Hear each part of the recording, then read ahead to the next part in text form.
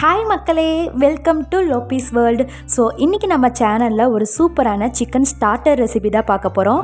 Dynamite chicken. இது மேலே நல்லா க்ரீமியாக, உள்ள நல்லா சாஃப்டாக, ரொம்ப நல்லாயிருக்கும். உங்களுக்கு மயனைஸ் பிடிக்குன்னா இந்த ரெசிபியும் உங்களுக்கு ரொம்ப பிடிக்கும். வாங்க வீடியோக்குள்ளே போகலாம். நான் ஒரு 150 கிராம்ஸ் சிக்கன் எடுத்திருக்கேன். இந்த டைனமைட் ரெசிபிக்கு போன்லெஸ் சிக்கன் தான் நல்லாயிருக்கும். ஸோ போன்லெஸ்ஸாக பார்த்து எடுத்துக்கோங்க. 1 டேபிள் ஸ்பூன் இஞ்சி பூண்டு விழுது, கொஞ்சமாக உப்பு, கொஞ்சமாக சில்லி ஃப்ளேக்ஸ் சேர்த்துருக்கேன். ஒரு ஹாஃப் லெமனை நல்லா புளிஞ்சு சேர்த்துக்கோங்க. கொஞ்சமாக கஸ்தூரி மேத்தியை இந்த மாதிரி நல்லா க்ரஷ் பண்ணி சேர்த்துக்கோங்க. அப்போ தான் அதோடய ஃப்ளேவர்ஸ் எல்லாமே உள்ளே நல்லா இறங்கும். இது கூட நீங்கள் சோயா சாஸ் வேணுன்னா ஆட் பண்ணிக்கலாம். நான் அது எதுவுமே ஆட் பண்ணல. இப்போ இது எல்லாத்தையுமே நல்லா மிக்ஸ் பண்ணிக்கலாம். இது கூட கொஞ்சமாக பெப்பர் பவுடர் சேர்த்துக்கிறேன். இது எல்லாத்தையுமே நல்லா மிக்ஸ் பண்ணிக்கலாம்.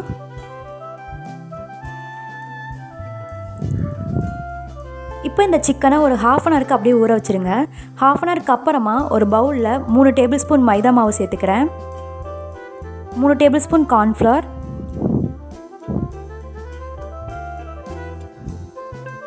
இந்த மாவுக்கு மட்டும் தேவையான அளவுக்கு கொஞ்சமாக உப்பு, கொஞ்சமாக பெப்பர் பவுடர், இது எல்லாத்தையுமே சேர்த்துட்டு நல்லா மிக்ஸ் பண்ணிக்கோங்க. இப்போ நம்ம சிக்கனுக்கு கோட்டிங் போட்டலாம். நம்ம மிக்ஸ் பண்ணி வச்சுருக்க மைதா மாவில் கோட்டிங் போட்டு கொஞ்சமாக தண்ணி வச்சுருக்கேன். அதில் ஒரு டிப் பண்ணிவிட்டு திரும்பவும் மைதா மாவில் கோட்டிங் போட்டுக்கோங்க. நீங்கள் தண்ணிக்கு பதிலாக முட்டை கூட பீட் பண்ணி எடுத்துக்கலாம். இந்த மாதிரி எல்லா சிக்கனையும் நல்லா கோட்டிங் போட்டு எடுத்துக்கோங்க. இப்போ நம்ம சிக்கன் எல்லாமே ஃப்ரை பண்ணுறதுக்கு ரெடியாக இருக்குது. ஸ்டவ் ஆன் பண்ணி ஒரு பேன் வச்சுட்டு அதில் கொஞ்சமாக ஆயில் சேர்த்துக்கோங்க. ஆயில் நல்லா ஹீட் ஆனதுக்கப்புறமா நம்ம கோட்டிங் போட்டு வச்சுருக்க சிக்கன் எல்லாத்தையுமே ஃப்ரை பண்ணிக்கலாம்.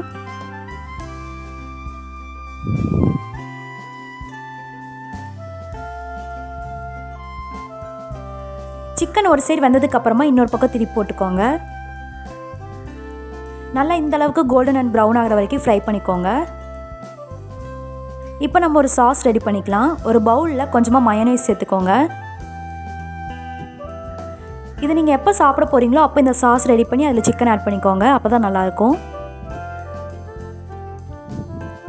இது கூடவே 2 டேபிள் ஸ்பூன் டொமேட்டோ கெச்சப் சேர்த்துக்கிறேன். 1 டேபிள் ஸ்பூன் சில்லி பவுடர். நீங்கள் சில்லி பவுடருக்கு பதிலாக சில்லி சாஸ் கூட ஆட் பண்ணிக்கலாம். 3 பல் பூண்டை நல்லா துருவி சேர்த்துக்கோங்க.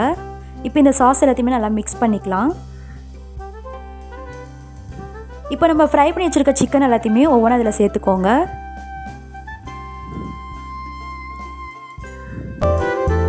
சேர்த்துட்டு இது எல்லாத்தையுமே நல்லா மிக்ஸ் பண்ணிக்கலாம்.